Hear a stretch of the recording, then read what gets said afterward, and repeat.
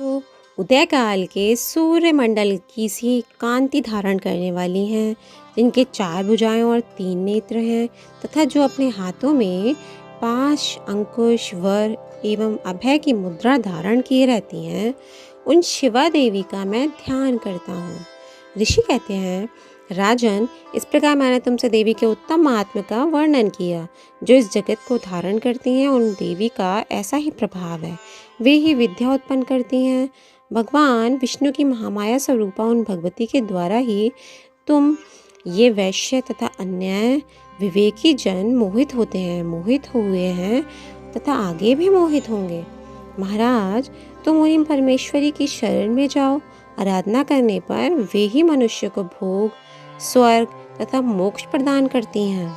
मार्कंडेय जी कहते हैं, कौष्टकी जी मेधा मुनि के ये वचन सुनकर राजा सुरत ने उत्तम व्रत का पालन करने वाले उस महाभाग महर्षि को प्रणाम किया। वे अत्यंत ममता और राज्यापहरण से बहुत खिन्न हो चुके थे। महामुने इसलिए विरक्त होकर वे राजा तथा वैश्य तत्काल तपस्या को चले गए और वे जगदम्बा के दर्शन के लिए नदी के तट पर रहकर तपस्या करने लगे। वे वैश्य उत्तम देवी सूक्तक का जप करते हुए तपस्या में प्रवृत्त हुए। वे दोनों नदी के तट पर देवी की मिट्टी की मूर्ति बनाकर पुष्प, धूप और हवन आदि के द्वारा उनकी आराधना करने लगे। उन्होंने पहले तो आहार को धीरे धीरे कम किया, फिर बिल्कुल निराहार रहकर देवी में ही मन लगाए एकाग्रता पूर्वक उनका चिंतन आरंभ किया। वे दोनों अपने शरीर के रक्त से प्रेषित बलि देते हुए लगातार 3 वर्ष तक संयम पूर्वक आराधना करते रहे। इस पर प्रसन्न होकर जगत को धारण करने वाली चंडिका देवी ने प्रत्यक्ष दर्शन देकर कहा। देवी बोली, राजन तथा अपने कुल को आनंदित करने वाले वैश्य, तुम लोग जिस वस्तु की अभिलाषा रखते हो वह मुझसे मांगो, मैं संतुष्ट हूँ, अतः तुम्हें वह सब कुछ दूंगी।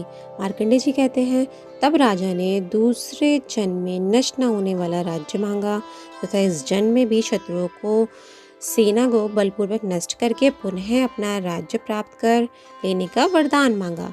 वैश्य का चित्त संसार की ओर से खिन्न एवं विरक्त हो चुका था और वे बड़े बुद्धिमान थे। अतः उस समय उन्होंने जो ममता और अहंतापूर्व आसक्ति का नाश करने वाला ज्ञान मांगा। देवी बोली, राजन, तुम थोड़े ही दिनों में शत्रुओं को मारकर अपना राज्य प्राप्त कर लोगे।